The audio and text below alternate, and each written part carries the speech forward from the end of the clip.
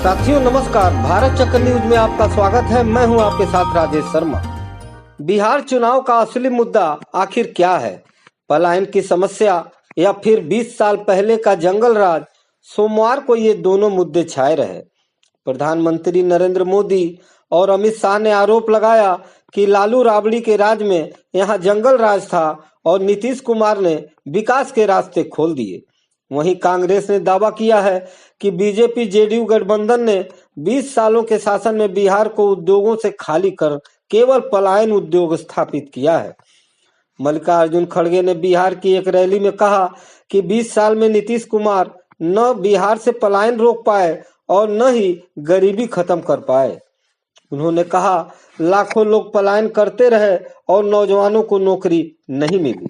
9 बार आप chief minister का शपथ लिए, अगर आप यहाँ की गरीबी को खत्म करने का कोशिश नहीं की, उनके पढ़ाई के बारे में नहीं सोचा, उनके एम्प्लॉयमेंट के बारे में नहीं सोचा, यहाँ हजारों लोग हमारे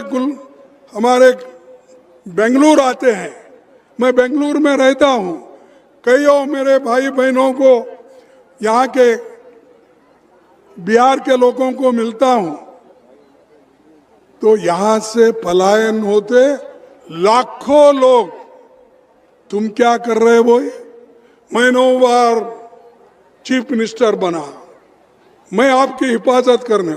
अरे 20 साल तुम्हारे को हुकूमत मिली तो हिफाजत नहीं कर सके, पलायन होने का रोक नहीं सके, नौजवान लोगों को नौकरी नहीं दे सके, आगे क्या करेंगे आप? इसी बीच कांग्रेस महासचिव जयराम रमेश ने कहा कि असीमित औद्योगिक क्षमता वाला राज्य बिहार राष्ट्रीय विकास और उद्योग के नक्शे से लगभग मिट चुका है।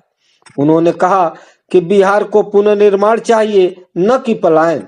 कांग्रेस का यह हमला बिहार की आर्थिक बदहाली, बेरोजगारी और बड़े पैमाने पर पलायन पर केंद्रित है। रमेश ने स्वतंत्रता के बाद कांग्रेस शासित अविभाजित बिहार में लगाए गए उद्योगों का जिक्र करते हुए मौजूदा सरकार पर भ्रष्ट और अव्यवस्थित नीतियों से मौजूदा इकाइयों को बर्बाद करने का आरोप लगाया। जयराम रमेश ने कहा कि स्वतंत्रता के बाद कांग्रेस सरकारों ने अविभाजित बिहार में कई औद्योगिक इकाइयां लगाई, जिससे राज्य देश के औद्योगिक मानचित्र पर मजबूती से स्थापित हो गया। उस दौर में बिहार का विकास भारी उद्योगों, ऊर्जा, डेयरी और रेल उत्पादन के इर्द गिर्द तेजी से घूमता था। उन्होंने प्रमुख औद्योगिक इकाइयों की सूची दी। जयराम रमेश ने कहा, एक तरफ कांग्रेस सरकारों ने विजन के साथ बिहार का औद्योगिक आधार तैयार किया, वहीं बीजेपी जेडीयू सरकार ने एक भी बड़ा उद्योग स्थापित नहीं किया, बल्कि अपनी भ्रष्ट और अव्यवस्थित नीतियों से मौजूदा उद्योगों को तबाह कर दिया। कांग्रेस नेता ने बिहार के उद्योगों की मौजूदा स्थिति के लिए एनडीए सरकार पर हमला किया। उन्होंने कहा कि बिहार में कभी 33 से अधिक चीनी मिलें थी, जो देश में कुल चीनी उत्पादन का लगभग 40% योगदान देती थी। आज अधिकांश चीनी मिलें बंद पड़ी हैं। साकरी, रायम, लोहत, मोतीपुर, बनमनखी, मोतिहारी आदि। उसमें आरोप लगाया कि मशीनों को ट्रक पर लाद कर स्क्रैप के रूप में बेच दिया गया। उन्होंने कहा कि प्रधानमंत्री हर चुनाव में इन्हें चालू करने का वादा करते हैं, लेकिन एक के बाद एक चीनी मिलें बंद होती जा रही हैं। जूट उद्योग की भी यही हालत है। रमेश ने कहा, समस्तीपुर के रामेश्वर जूट मिल 2017 से बंद पड़ी है। भागलपुर का प्रसिद्ध रेशम उद्योग अंतिम सांसें ले रहा है। स्पंज सिल्क फैक्ट्री वर्षों से बंद है। 95% बुनकर परिवार कर्ज और गरीबी में डूब गए। उन्होंने कहा कि अशोक पेपर मिल का 400 एकड़ परिसर खंडहर हो गया है, मशीनें जंग खा रही हैं और मजदूर बेघर हो गए हैं। जयराम रमेश ने आगे कहा, मुख्यमंत्री जी कहते हैं बड़े उद्योग समुद्र के किनारे लगते हैं। केंद्रीय मंत्री कहते हैं बिहार में उद्योग के लिए जमीन नहीं।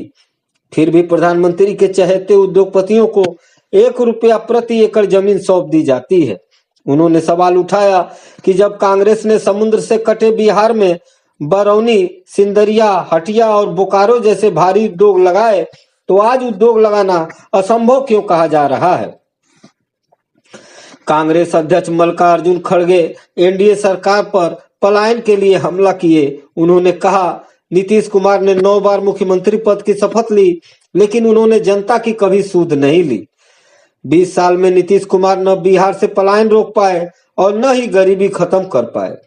लाखों लोग पलायन करते रहे, नौजवानों को नौकरियां नहीं मिली।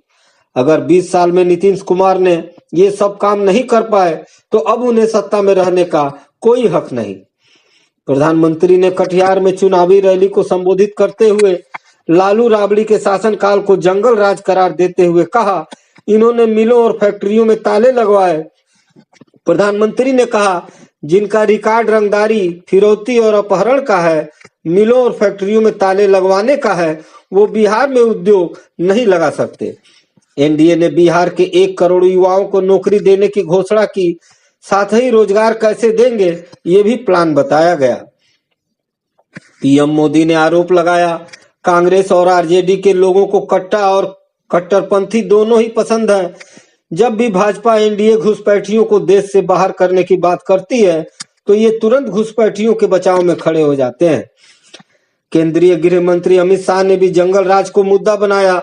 उन्होंने कहा, लालू राबड़ी के राज में यहाँ जंगल राज था, अंधेर राज था। रंगदारी के कारण हमारी चीनी मिलें बंद हो गई थी, बरौनी का कारखाना बंद हो गया था, पेट्रोलियम कॉम्प्लेक्स आता नहीं था, बिजली के कारखाने लगते नहीं थे। नीतीश बाबू ने जंगल चीनी मिल की तरह हम सारे बंद कारखानों को फिर से चालू करेंगे।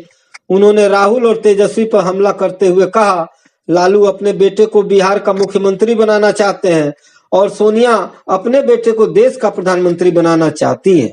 मैं आज बता दूं, न लालू जी का बेटा मुख्यमंत्री बनेगा और न ही सोनिया जी का बेटा देश का प्रधानमंत्री बनेगा, क्योंकि बिहार में नीतीश जी हैं और देश में मोदी जी हैं।